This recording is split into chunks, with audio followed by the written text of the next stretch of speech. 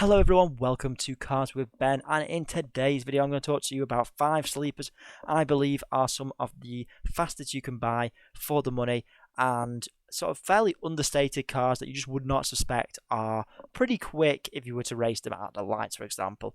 So without further ado, let's jump straight into the video. So let's first of all explain what a sleeper actually is and define it. So a sleeper sort of is a car with performance, with unassuming exterior, or for me it would be a car that is really fast but just does not look like it's that quick. It looks pretty slow actually, and to the normal untrained eye or car enthusiast you wouldn't know that it is a fast car. So that would be my definition of a sleeper.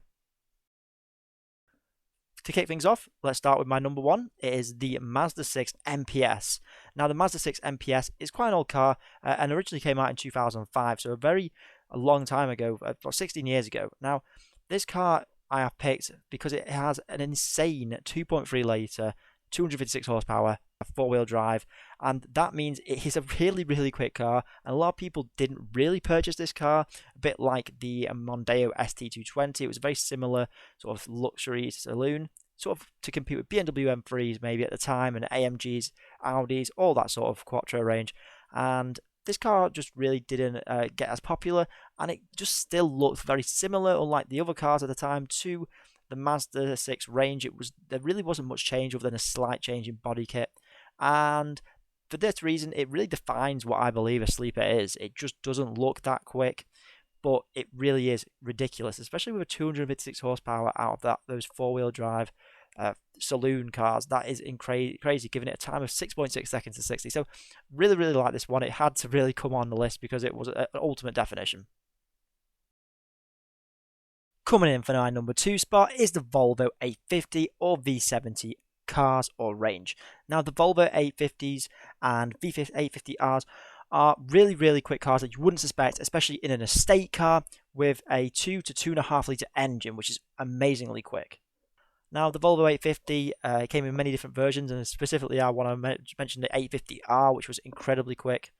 And here it is here, just really understated and not a car you suspect, especially if you're not a car enthusiast.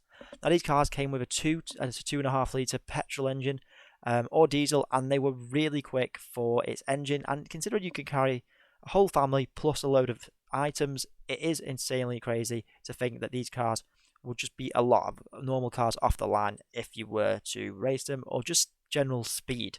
So really like Volvos, and we know from the Swedes they're really reliable and have excellent, well-made interior that you would just know would be reliable coming from the Swedes. Now, they were epic and very awesome to drive as well, so that also added to the fun of the Volvo range and estate cars. So having ran from sort of 1991 to 1998, these cars were most popular, and then the early V70s came in at around 2004 to 5.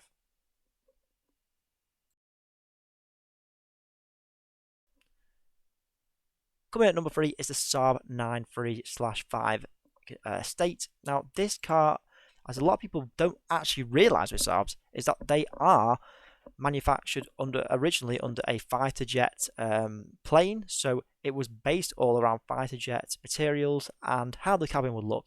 I think this had some kind of play on the cars, and as a result, the 93 from 1998, 2003, and sort of onwards to 2010 were cars that were quite quick. Now, specifically, this one here is the Aero, and I really wanted to focus on the Aero because this car was really quick for its age, and you just would not assume, again, that it was a quick car.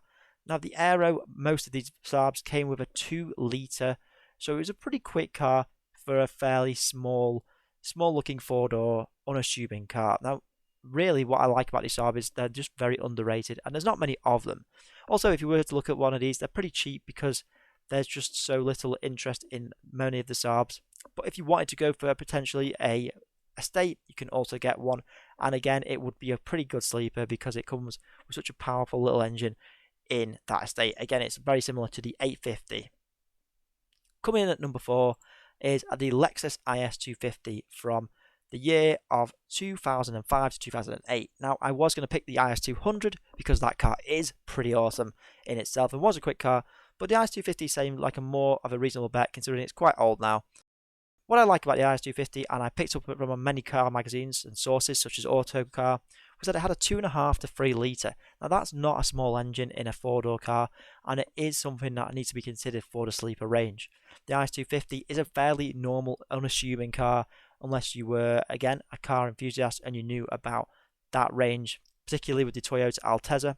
Now it comes with that awesome V6, which not many cars have these days, so it really set the mark for being a sleeper because it just didn't have the body kit. Now you can get the ISF, of course, but I can't really include that car because it does have a lot more power and a lot more flared arches, so you would look at it and go, that is as quick as an M3. But again, for the money and the fact that it just looks so understated, the IS250 really had to make the cut here after doing all my research and really like these cars. Now, being a Lexus, it's very reliable because it's Japanese and it will last quite a long time. Coming in at my number 5 spot, and the final car for today's video, is the Subaru Forester. And this is the second generation one that I want to talk about, the 2002 to 2008 model. This car came with a 2 to 2.5 litre engine. Now, wasn't really the car necessarily that was quick, which made it a sleeper, but what really makes it a sleeper for me is the fact that it's a quick off-road car. Not forgetting this is a car that still has that off-road capability. It came with a turbocharged engine, which was really crazy, and it had relations to the Saab 9.2 in its body and chassis, which is awesome, and brought a lot of the Impreza work with it. So I suspect a lot of the engine and power from the Impreza was used in the Forester, which made it such a quick car. Now, this car obviously did have some tell signs, which were that it was a boxer engine and it did have sort of roof scoops, so occasionally you would know that this car would be pretty quick. Now, if you go onto the Forester, you can see that there was more tells and it is a slightly different car, so I really wanted to stick to the standard Forester, but even with the STI, you can see that it is a really quick looking understated sleeper. So anyway, guys, that has been my video today. If you have enjoyed this video, please leave a like. It really helps me out, and I really enjoy making these videos. So I will see you in my next week's car content video. Peace.